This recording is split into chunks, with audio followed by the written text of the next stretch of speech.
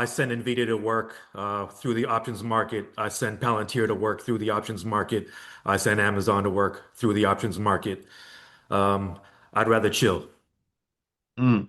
Well, one of the things that I was thinking about was with this thing with Trump crashing the market. I took an interest in financial stocks. I think financial companies are going to be great long-term investments. And also, I saw Capital One plummeted today, I think by about 6%, mainly not just because of the whole Trump thing, the Fed independence thing, which kind of hit a lot of stocks, but also Trump did something that on the surface looks good. He announced that he's going to try to cap credit card interest rates at 10%, which again, that's try. That's not the same as him actually getting it done. And It sounds good, but what it does is it makes a lot of banks stop issuing credit. Because there's some customers they say, well, we if we don't charge a higher rate, we can't even issue them the credit card. Like a lot of us in here have credit cards with interest rates over 10%. So I went ahead and made some moves. Now, if you see something like that you see as kind of a temporary hit on the stock price, what sorts of moves do you make in the market to kind of take advantage of that, if any? It's the same ones every period. I'll dollar cost average every week. I'll mix in some lump sum buys here and there. I'll sell my options. I'll take a percentage of the premium and build out my long-term positions. So it's the same approach, regardless of period.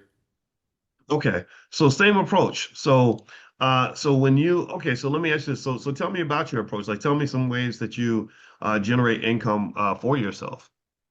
I use a mix of the two basic selling strategies. I use the wheel. I use variations of the wheel, and pretty much I keep it simple. I don't try to master 17 strategies.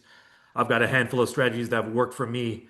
I'm going to stick to what works for me. If the day comes where those strategies don't work for me, then I'll switch things up. Okay, so you say the wheel. For those that don't understand what that means, like explain things like that, like the wheel. You mentioned dollar cost average in the wheel. Let's talk about that. So the wheel. What do you mean by the wheel? Wheel is basically a two-step strategy, very simple and effective. Assuming you own your cash, assuming you have the cash collateral, you can sell the put for potential entry. If you do get assigned the shares, you can turn around and sell the covered call. Or if you own the shares already, you can sell the call. If your shares get assigned away, you can use that cash to sell the put. That's one of my go-tos, but then I use the covered strangle, which is a variation of the wheel. Instead of selling the call and put consecutively, you can sell the call and put simultaneously. So that's one of the ways I send these executives to work. Okay, so when you say send them to work, be more specific. Like I want to really understand like your perception of like what that means for you. Because a lot of people would say, what do you mean send them to work? Like, do they work for you? You have a company, they're your employees. Like talk more about that. Just say Nvidia, for example. I'm an owner, a part owner in Nvidia. When I sell my options on Nvidia, I send Jensen to work. I send his staff to work. Um, I invest my capital in that company. That company goes produce those super chips and goes to work on my behalf. They bring me back a premium. I'm happy doing that. I'm happy letting them do the labor. I'd rather live. Okay, okay.